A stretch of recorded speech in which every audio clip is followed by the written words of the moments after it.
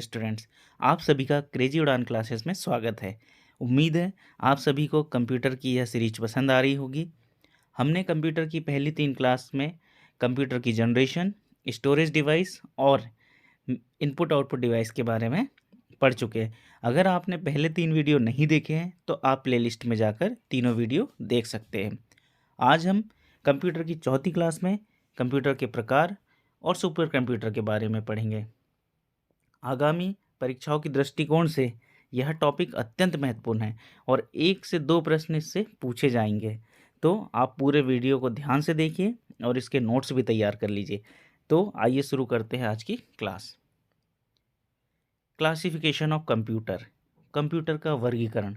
अगर कंप्यूटर का वैसे हम क्लासिफिकेशन करें तो बहुत मुश्किल होता है कंप्यूटर का क्लासिफिकेशन की किस टाइप से इन्हें हम डिवाइड करें, लेकिन एक जनरली फिर भी इसे 3 टाइप से क्लासिफाइड किया गया है। इसके 3 क्लासिफिकेशन बताए गए हैं। तो पहला क्लासिफिकेशन है बेस्ड ऑन एप्लीकेशन, अनुप्रयोग के आधार पर कि मतलब कंप्यूटर का उपयोग क्या है। दूसरा है इसका उद्देश्य के आधार पर, बेस्ड ऑन पर्पज, कि हम कंप्यूटर का क्यों उपयोग करना चाहते हैं, किस कार्य के लिए उपयोग करना चाहते हैं। और तीसरा है आकार के आधार पे, बेस्ड ऑन साइज, कि कंप्यूटर का साइज कैसा है, छोटा है, बड़ा है, तो इस पर डिपेंड करता है। तो आइए हम तीनों टाइप्स को डिस्कस करते हैं बारी बारी से। अनुप्रयोग के आधार पर, अगर हम कंप्यूटर का क्लासिफिकेशन इसकी एप्लीकेशन के आधार पर देखें तो कंप्यूटर को 3 पार्ट में डिवाइड किया जाता है। पहला है एनालॉग कंप्यूटर, सेकंड है डिजिटल कंप्यूटर और तीसरा है हाइब्रिड कंप्यूटर। अगर हम एनालॉग कंप्यूटर की बात करें तो नाम से स्पष्ट होता है एनालॉग।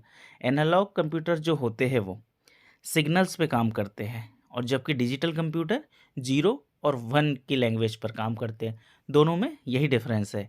एनालॉग कंप्यूटर जो है ये इस टाइप से आपका चलते हैं, और वहीं अगर हम डिजिटल कंप्यूटर की बात करें तो उनकी जो लैंग्वेज है 0 और 1 के फॉर्म में होती है, जैसा कि हमने पहले पढ़ा हुआ है। तो आपको ये याद रखना है इन दोनों में बेसिक डिफरेंस। तो एनालॉग कंप्यूटर का जो उपयोग है, आपने देखा होगा कि जैसे हम पेट्रोल पंप से पेट्रोल लेते हैं तो वहाँ जो भी फिजिकल इकाई है, उस जैसे पेट्रोल है, पेट्रोल एक फिजिकल कहना चाहिए आपका पदार्थ है, उसको माप के कंप्यूटर और उसका कैलकुलेशन करता है कि आपने कितना लीटर पेट्रोल लिया है। तो ये एनालॉग कंप्यूटर की श्रेणी में आते हैं। और डिजिटल कंप्यूटर तो हम सब जान ही रहे हैं। डिजिटल कंप्यूटर का हम उपयोग कर रहे हैं, मोबाइल का आप उपयोग कर रहे हैं, जो कि 0-1 की लैंग्वेज में काम करते हैं। इसके बाद अगर हम देखें हाइब्रिड कंप्यूटर, तो हाइब्रिड कंप्यूटर जो होते हैं दोनों का कॉम्बिनेशन होते हैं। मतलब जहाँ पर एनालॉग कंप्यूटर का कॉन्सेप्ट भी यूज हो रहा है और हाँ, डिजिटल कंप्यूटर का भी यूज हो रहा है। तो ऐसा उदाहरण आपको जनरली मेडिसिन के क्षेत्र में देखने को मिल जाएगा, जहाँ अगर आपने देखा होगा जो भी हमारे ये मेडिकल के जांच केंद्र होते हैं, वहाँ पर बड़ी-बड़ी मशीनें लगी होती है। तो ये सभी एनालॉग और डिजिटल दोनों का कॉम्बिनेशन से ये डिवाइसेस बनी हैं। तो यहाँ आप डायग्राम में देख भी सकते हैं। तो ये होते हैं हाइब्रिड कंप्यूटर। तो आपको याद रखना है कि जो एनालॉग कंप्यूटर है वो सिग्नल्स पे काम करते हैं, वहाँ 0-1 का कॉन्सेप्ट नहीं होता है। और डिजिटल कंप्यूटर 0-1 की लैंग्वेज पर काम करते हैं, और हाइब्रिड कंप्यूटर जो है वो दोनों के कॉम्बिनेशन पे काम करते हैं, एनालॉग के भी और डिजिटल के भी। नेक्स्ट अगर हम बात करें कंप्यूटर के वर्गीकरण के, तो इसका जो उद्देश्य है, क्या पर्पज़ से हम कंप्यूटर का उपयोग कर रहे हैं। एक तो हो सकता है जनरल पर्पज़ से, जैसे कि हम लोग घरों में यूज करते हैं, डेस्कटॉप का यूज करते हैं, लैपटॉप का यूज करते हैं। और दूसरा हो सकता है एक स्पेशल पर्पज़, कोई विशिष्ट उद्देश्य आपका हो कंप्यूटर का। जैसे कि आपने सुना होगा इसरो, इसरो के बारे में। इसरो जो हमारे लिए सैटेलाइट बना रहा है हमारे कंट्री के लिए, तो वहाँ पर एक अलग पर्पस है, एक बड़ा उद्देश्य है। ऐसे ही बहुत सारे संस्थान हैं, जैसे मौसम अनुसंधान केंद्र है, तो मौसम की फोरकास्टिंग करना कि वेदर कैसा रहेगा, तो वो वहाँ पर कंप्यूटर का अलग यूज हो रहा है। तो डिपेंड करता है कि कंप्यूटर का क्या उपयोग है, उसके आधार पे इसको 2 टाइप से डिवाइड किया गया है, जनरल पर्पज और स्पेशल पर्पज। ये फ्रेंड्स, ये आपको, अगर आप अन्य कहीं पर परीक्षाओं में बैठते हैं, जहाँ आपको रिटर्न की आवश्यकता है, तो वहाँ पे भी आप इनको लिख सकते हैं। इसके बाद हम बात करेंगे कंप्यूटर का वर्गीकरण जो है उसके साइज़ के आधार पे क्या होता है। तो ये तो इजीली आपको समझ भी आ जाएगा, आपने देखा भी है। तो अगर हम साइज़ के आधार पे देखें तो कंप्यूटर 4 प्रकार के होते हैं।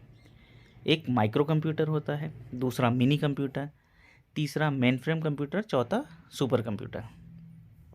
तो ये जो ABCD माइक्रो, मिनी, मेनफ्रेम और सुपर है, इनमें ये क्रम बाय क्रम यह होता है कि माइक्रो कंप्यूटर का सबसे पहला जो है आकार बहुत छोटा होता है। इन्हें पर्सनल कंप्यूटर भी कहते हैं। हम जो घर में कंप्यूटर यूज कर रहे हैं, ठीक है, डेस्कटॉप आप यूज कर रहे हैं, पर्सनल कंप्यूटर यूज कर रहे हैं, लैपटॉप यूज कर रहे हैं, पाम टॉप यूज कर रहे हैं, ये सभी माइक्रो कंप्यूटर के अंतर्गत आते हैं।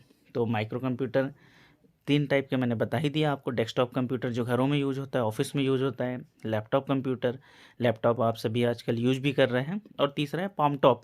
पाम टॉप मतलब जो हथेली में आ जाए, यहाँ आप इसमें डायग्राम में देख सकते हैं। ये है पाम टॉप कंप्यूटर, ठीक है। और ये डेस्कटॉप और लैपटॉप तो आपने देखा ही हुआ है। तो उम्मीद है आपको ये टॉपिक समझ आ गया होगा। माइक्रो कंप्यूटर, ठीक है, इसका साइज छोटा है और ये पर्सनल उपयोग के लिए किया जाता है। और 3 टाइप का, डेस्कटॉप, लैपटॉप और पाम टॉप। आइए अब हम देखते हैं मिनी कंप्यूटर के बारे में। अभी क्या होगा, मिनी कंप्यूटर जो है वो माइक्रो कंप्यूटर की तुलना में आकार में थोड़ा बड़ा हो जाएगा और स्पीड में भी फास्ट हो जाएगा। इसमें जो प्रोसेसर होंगे वो मल्टी प्रोसेसर लगे होंगे, ठीक है। और इसमें जो होती है पैरेलल प्रोसेसिंग भी होती है, ये एक साथ मल्टीटास्क भी कर सकता है। ये बड़ी बड़ी कंपनियों में, बैंकों में इसका उपयोग किया जाता है और इसकी स्टोरेज की कैपेसिटी भी बहुत होती है। जबकि हमारे जो माइक्रो कंप्यूटर्स होते हैं उनकी स्टोरेज कैपेसिटी लिमिटेड होती है, जैसे कि 1 TB का स्टोरेज, 2 TB का स्टोरेज, इससे ज़्यादा स्टोरेज नहीं होता है। तो ये आपके मिनी कंप्यूटर हुए। इसके बाद हम देखें तो मेन फ्रेम कंप्यूटर जो होगा वो मल्टी प्रोसेसिंग, मतलब यहाँ पर एक मल्टी प्रोसेसर लगे होंगे जो एक साथ मल्टी टास्क को परफॉर्म कर सकते हैं एक ही समय में। और इसकी स्पीड जो पहले आपका मिनी कंप्यूटर है, मिनी कंप्यूटर से ज़्यादा होगा और इसमें एक साथ मल्टी यूज़र कंप्यूटर पे काम कर सकते हैं, ठीक है। तो ये आपको याद रखना, ये प्राइवेट सेक्टर्स में, फाइनेंशियल डेटा के लिए, ऐसे बहुत जगह इनका उपयोग होता है। इसके बाद अगर हम देखें, सबसे इम्पोर्टेंट है आपका सुपर कंप्यूटर। सुपर कंप्यूटर अगर हम बात करें तो सुपर कंप्यूटर जनरली एक डेफिनेशन दी गई है कि ऐसे कंप्यूटर्स जिनकी इस जो कार्य करने की क्षमता है वो 500 मेगा फ्लॉप से ऊपर है, तो इन्हें सुपर कंप्यूटर कहते हैं। अब बेसिक डिफरेंस ये आता है फ्रेंड्स सुपर कंप्यूटर और अन्य कंप्यूटर में, कि अन्य कंप्यूटर की जब हम स्पीड की बात करते हैं तो उनकी स्पीड जनरली मापी जाती है बिट पर सेकेंड, बाइट पर सेकेंड, किलोबाइट पर सेकेंड। आपने देखा होगा केबी पर सेकेंड, इस टाइप का जो आता है तो इनमें नापी जाती है। जबकि सुपर कंप्यूटर की जो स्पीड है वो फ्लॉप्स में मापी जाती है। तो ये आपको याद रखना है, फ्लॉप्स वेरी इंपॉर्टेंट। फ्लॉप्स का फुल फॉर्म अगर देखेंगे तो floating point operation per second, मतलब डेसिमल नंबर के कितने ऑपरेशन सुपर कंप्यूटर ने 1 सेकंड में परफॉर्म किए, ये इसका मतलब होता है। तो ये आपको फ्लॉप्स भी याद रखना है कि सुपर कंप्यूटर को मापने की इकाई, सुपर कंप्यूटर की स्पीड मापने की इकाई क्या है, फ्लॉप्स है।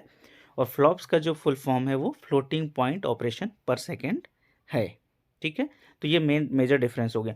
और सुपर कंप्यूटर का जो यूज है वो तो वाइड एरिया में किया जाता है। अगर हम देखें जैसे इसरो में है, वेदर फोरकास्टिंग के लिए मौसम का जो पूर्वानुमान लगाते हैं, बारिश होगी नहीं होगी, ये सारी चीज़ें, ब्रह्मांड का अध्ययन करते ही है। और भी मशीन लर्निंग है, आर्टिफिशियल इंटेलिजेंस है, बहुत सारे इसके क्षेत्र हैं जहाँ पर सुपर कंप्यूटर का उपयोग किया जा रहा है। बट आपको ये सब याद रखने की ज़रूरत नहीं है। आप तो सिर्फ इतना याद रखिए कि सुपर कंप्यूटर की जो यूनिट है वो है, जिसमें उसकी स्पीड मापी जाती है, वो फ्लॉप्स है, ठीक है। और इसके बाद इसके हिस्ट्री के बारे में हम देखेंगे। अब हम देखते हैं सुपर कंप्यूटर का इतिहास। अगर हम विश्व स्तर पर देखें तो 1964 में सेमोर क्रे द्वारा निर्मित CDC को ही पहला सुपर कंप्यूटर माना जाता है। इससे पहले भी सुपर कंप्यूटर बने हैं, लेकिन ऑफिशियल तौर पे जो पहला सुपर कंप्यूटर कहा जाता है वो CDC 6600 है। और इसका निर्माण किसने किया था? सेमोर क्रे ने किया था, ये आपको याद रखना है। इसी कारण से सेमोर क्रे जो है एक अमेरिकन वैज्ञानिक थे, इन्हें सुपर कंप्यूटर का पितामह कहा जाता है। इसके बाद इन्होंने इसी सीरीज के और भी सुपर कंप्यूटर बनाए थे। कई बार CDC 6600 की जगह पर क्रे के नाम से भी सुपर कंप्यूटर का नाम आता है कि पहला सुपर कंप्यूटर कौन सा था। यदि आपको क्रे ऑप्शन दिया हुआ है और CDC 6600 नहीं दिया है तो आपको क्रे ही लगाना है, और यदि CDC 6600 है आपके पास ऑप्शन तो आप इसी के साथ जाएंगे। ठीक है, तो ये आपको याद रखना है कि सेमोर क्रे के द्वारा पहला सुपर कंप्यूटर बनाया गया था CDC 6600। इन्हें दुनिया का पहला सुपर कंप्यूटर बनाने का श्रेय जाता है, और इन्हें इसी कारण से इन्हें सुपर कंप्यूटर का जनक या पितामह भी कहा जाता है। अब हम बात करते हैं भारत में सुपर कंप्यूटर की एंट्री कैसे हुई। अगर हम 1980s के दशक में देखें तो भारत इन सब टेक्नोलॉजीज़ में बहुत पीछे था और दूसरे देशों पे हम डिपेंडेंट थे जैसे कि अमेरिका। लेकिन अमेरिका ने अपनी कूटनीतियों के चलते फिर से भारत को धोखा दिया, और वो किसी देश को बढ़ने नहीं देना चाहता था। वो नहीं चाहता था कि भारत के पास सुपर कंप्यूटर आए और भारत भी अन्य चीज़ों में जैसे कि सैटेलाइट है, वेदर फोरकास्टिंग है, और भी चीज़ों में टेक्नोलॉजी में अपग्रेड हो। तो उसने पहले हामी भरा लेकिन बाद में सुपर कंप्यूटर देने से मना कर दिया। तो ये भारत के लिए बहुत बड़ा झटका था, लेकिन हम भारतीय भी किसी से पीछे नहीं हैं। हमने उसको चैलेंज के रूप में एक्सेप्ट किया, और हमारे देश के ऐसे संस्थान जो कि हर कार्य में आगे होते हैं जैसे कि सीडेक है, आपने भारतीय विज्ञान संस्थान सुना होगा, नाल एक संस्थान है, इन सब ने मिलकर संयुक्त रूप से मिलकर सुपर कंप्यूटर के निर्माण पर कार्य प्रारंभ किया। और 1991 में वो डे आया जब भारत ने अपना पहला सुपर कंप्यूटर बना लिया, और भारत का पहला सुपर कंप्यूटर था परम 8000। तो ये आपको नाम याद रखना है, भारत का पहला सुपर कंप्यूटर परम 8000, और 1991 में ये बना था। ठीक है, और बनाया किसने था? सीडेक और इसकी सहयोगी संस्थाओं ने। इसके बाद सीडेक और इसकी सहयोगी संस्थाएं बिल्कुल नहीं रुकी सुपर कंप्यूटर के निर्माण में, और ये हर 2-3 साल में सुपर कंप्यूटर बनाते गए। हम आगे देखेंगे इसकी सीरीज। ठीक है, जैसे कि परम 8000 को इन्होंने परम 8600 में अपग्रेड कर दिया, और भी ऐसे ही चलते रहा। अगर हम भारत में देखें तो सुपर कंप्यूटर बनाने का श्रेय जो है डॉक्टर विजय पांडुरंग भटकर को जाता है, क्योंकि इन्हीं के मार्गदर्शन में पहले सुपर कंप्यूटर का निर्माण हुआ था। तो आपको याद रखना है कि अगर भारत के सुपर कंप्यूटर का जनक पूछा जाए तो डॉक्टर विजय पांडुरंग भटकर, और यदि हम बात करें वर्ल्ड लेवल की तो सेमोर क्रे। हम अगर देखें सीडेक जो है, सीडेक की जो स्थापना है वो हुई थी 1988 में। ठीक है, ऑफिशियल तौर पे, और इसका मुख्यालय पुणे में है। आइए अब हम डिस्कस करते हैं राष्ट्रीय super computing mission, national super computing mission. ये एक अत्यंत ही महत्वपूर्ण सुपर कंप्यूटर के निर्माण के लिए लाया गया मिशन था, जिसे भारत सरकार ने 2015 में लाया था, 25 मार्च 2015 को। इसका उद्देश्य यह है कि इस मिशन के तहत 7 वर्षों में मतलब 2022 तक कुल 70 से अधिक सुपर कंप्यूटर बनाए जाने थे, जो कि अलग अलग उद्देश्य से बनते, और इनका जो उपयोग था अलग अलग संस्थानों में होता। और इस मिशन के तहत बहुत सारे सुपर कंप्यूटर बनाए भी गए, जैसे हम आप आगे नाम डिस्कस करेंगे। और ये एक अत्यंत ही प्रभावशाली मिशन साबित हुआ सुपर कंप्यूटर के निर्माण में। तो ये आपको याद रखना है कि जो राष्ट्रीय सुपर कंप्यूटिंग मिशन है वो मैटी जो है इलेक्ट्रॉनिक्स और IT मंत्रालय है भारत सरकार का, और विज्ञान एवं प्रौद्योगिकी विभाग दोनों ने संयुक्त रूप से मिलकर सीडेक पुणे और भारतीय विज्ञान संस्थान बेंगलुरु द्वारा इसका फिर निर्माण किया जा रहा है, और मार्गदर्शन इन दोनों मंत्रालय का है। और इसका शुभारंभ जो है 25 मार्च 2015 को किया गया था, मतलब इसकी अनुमति दी गई थी सैद्धांतिक रूप से। और इसमें जो बजट है फ्रेंड्स वो है 4500 करोड़ का। ठीक है, ये 4500 करोड़ की परियोजना है। तो आप समझ सकते हैं कि कितना मतलब इसमें कॉस्ट इसकी लगी है, लेकिन इसके कॉस्ट के कारण ही और सुपर कंप्यूटर में हम बहुत आगे निकल भी गए हैं। मिशन के लक्ष्य जैसे मैंने डिस्कस कर ही लिए, 70 से अधिक सुपर कंप्यूटर बनाने का इसमें लक्ष्य था 7 वर्षों में, और 4500 करोड़ की ये योजना है। अगर हम भारत के super computer main super computer की लिस्ट की बात करें तो परम 8000 हमारा पहला सुपर कंप्यूटर था। फिर परम 8600 आया, परम 9900 आया, परम 10000, परम पदम, परम युवा 2, परम सिद्धि।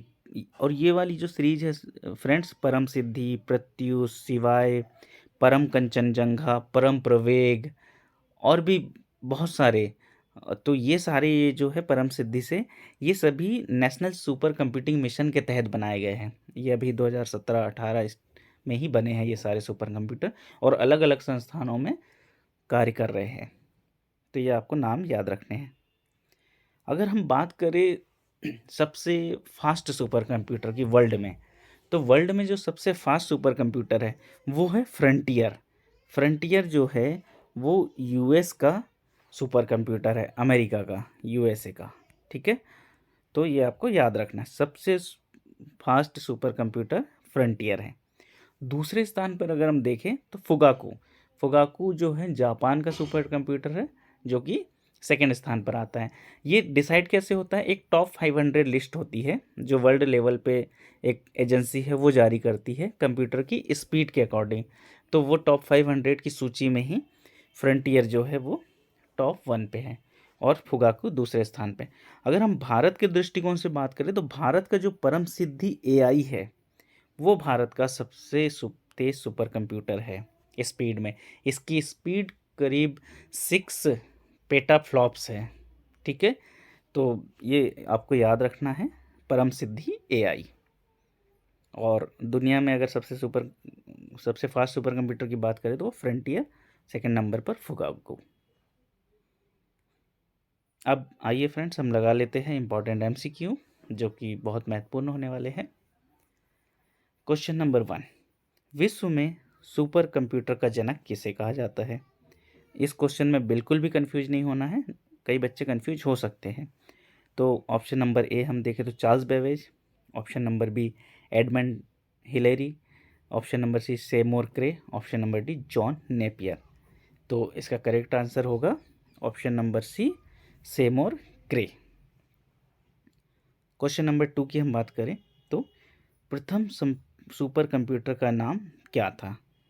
तो ऑप्शन नंबर ए है CDC 5600, option B CDC 6600, CDC 7600, option number C है option number D CDC 8600।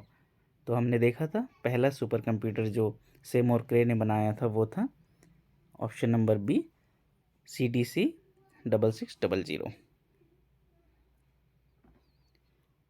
Question number 3, Bharat में सुपर कंप्यूटर का जनक किसे कहा जाता है? आपको पढ़ना है कि भारत पूछा है या विश्व पूछा है। ठीक है, option number A Ajay Bhatkar, option number B Vijay P Bhatkar, option number C Nandan Nilekani, option number D इनमें से कोई नहीं। तो इसका हमने करेक्ट आंसर होगा option number B Vijay Pandurang Bhatkar. Question number 4, Bharat का प्रथम सुपर कंप्यूटर था? Option number A Param 6000, option number B परम 7000, ऑप्शन नंबर सी परम 8000, ऑप्शन नंबर डी परम 9000। तो इसका करेक्ट आंसर है ऑप्शन नंबर सी परम 8000। क्वेश्चन नंबर 5, वर्तमान में विश्व का सबसे तेज सुपर कंप्यूटर कौन सा है? ऑप्शन नंबर ए परम सिद्धि, option number B Param Siddhi AI, option number C Fugaku, option number D Frontier. तो यहाँ पूछा गया है विश्व का, ये आपको याद रख, ध्यान से पढ़ना है फ्रेंड्स। हो सकता है भारत का समझ के परम सिद्धि एआई लगा दे, बट आपको क्वेश्चन को ध्यानपूर्वक पढ़ना है कि क्या पूछा जा रहा है। तो विश्व का पूछा है, तो विश्व का सबसे तेज सुपर कंप्यूटर कौन सा है? Option number D frontier. ठीक है, क्वेश्चन नंबर 6, वर्तमान में भारत का सबसे तेज सुपर कंप्यूटर कौन सा है? अब यहाँ पर आपसे पूछा जा रहा है भारत का, तो भारत का देख लेते हैं। Option number A Pratyush, option number B Mihir, option number C Kanchenjunga, option number D Param Siddhi AI. तो इसका करेक्ट आंसर होगा Param Siddhi AI. Question number 7, CDAC का पूरा नाम है, ध्यानपूर्वक देखिए, centre for design of advance computing, centre for development of advance computing, centre for demand of advance computing, और डी इनमें से कोई नहीं। फ्रेंड्स, ये जो जब भी फुल फॉर्म पूछे जाते हैं आपसे सिर्फ एक वर्ड का मीनिंग चेंज किया जाता है, जैसे यहाँ पर डी का चेंज किया है, तो डिजाइन, डेवलपमेंट, डिमांड, और हम उसमें कंफ्यूज हो जाते हैं। तो आपको ध्यान रखना है, इसका करेक्ट आंसर है सेंटर फॉर डेवलपमेंट। हम इसके ऑप्शन ए में भी कंफ्यूज हो सकते हैं, ऑप्शन बी में भी हो सकते हैं, तो और ऑप्शन सी में भी। तो करेक्ट आंसर हमें रखना है ऑप्शन नंबर बी, डेवलपमेंट होता है, centre for development of advance computing. ठीक है, क्योंकि डिजाइन और डेवलपमेंट समान वर्ड लग रहे हैं तो कन्फ्यूजन कर सकता है, तो आप इसको ध्यानपूर्वक देख लीजिए।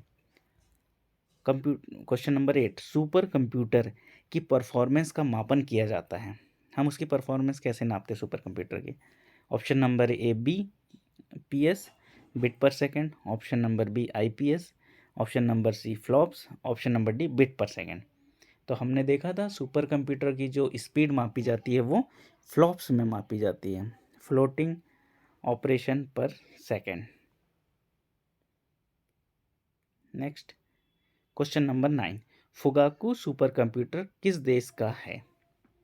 Option number A America, option number B Bharat, option number C Japan, option number D Australia.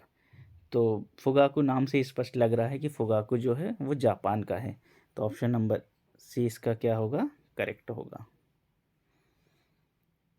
Question number 10, राष्ट्रीय सुपर कंप्यूटिंग मिशन की शुरुआत किस वर्ष की गई? Option number A 2014, option number B 2015, option number C 2012, option number D 2013। तो इसका correct answer था ऑप्शन नंबर बी 2015। 2015 में कब से की गई थी? 25 मार्च से, और 4500 करोड़ रुपए की ये परियोजना है, और 70 से अधिक सुपर कंप्यूटर बनाने का इसमें लक्ष्य है, और बहुत सारे बनाए भी जा चुके हैं।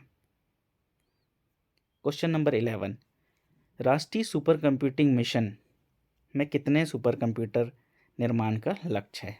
ऑप्शन नंबर ए 40 से कम, ऑप्शन नंबर बी 50 से कम, ऑप्शन नंबर सी 80 से अधिक, ऑप्शन नंबर डी 70 से अधिक।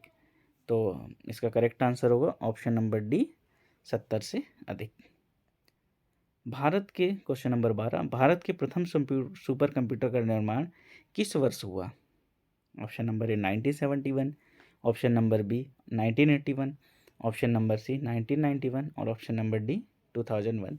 तो इसका करेक्ट आंसर था ऑप्शन नंबर सी, हमने 1991 में क्या किया था, परम 8000 बनाया था। अब आज के प्रश्न आप लोगों के लिए है। आज मैंने 3 प्रश्न पूछे हैं, आपको तीनों के जवाब कमेंट बॉक्स में अनिवार्यतः देना है। क्वेश्चन नंबर 1, फ्लॉप्स का फुल फॉर्म क्या है? Option number A flower point operations, option B floating point operation per second, option C floating pen operation per second, option number D floating point operator per second. Question number 2, CDAC का मुख्यालय कहाँ स्थित है? Option number A Chennai, option number B Pune, option number C Kolkata, option number D Chandigarh. Question number 3, CDAC की स्थापना किस वर्ष हुई थी? Option number A 1986, option number B 1987, option number C 1988, option number D 1989। तो फ्रेंड्स, उम्मीद है आपको आज की यह क्लास पसंद आई होगी और आपने सुपर कंप्यूटर के बारे में भी बहुत कुछ जाना होगा। फ्रेंड्स, इस वीडियो से 1 से 2 क्वेश्चन आगामी परीक्षाओं में आने की पूरी संभावना है, इसलिए आप ध्यानपूर्वक इसको नोट भी कर लीजिए और एक बार पूरे MCQ लगा लीजिए। और अगर आपको वीडियो अच्छा लगा हो तो आप वीडियो को लाइक करें और शेयर करें, और यदि आपने चैनल को अभी तक सब्सक्राइब नहीं किया है तो सब्सक्राइब कर लें, ताकि आपको नोटिफिकेशन हमारे नए वीडियो के मिलते रहें। तो नेक्स्ट वीडियो के साथ जल्द ही मिलेंगे। धन्यवाद। जय हिंद।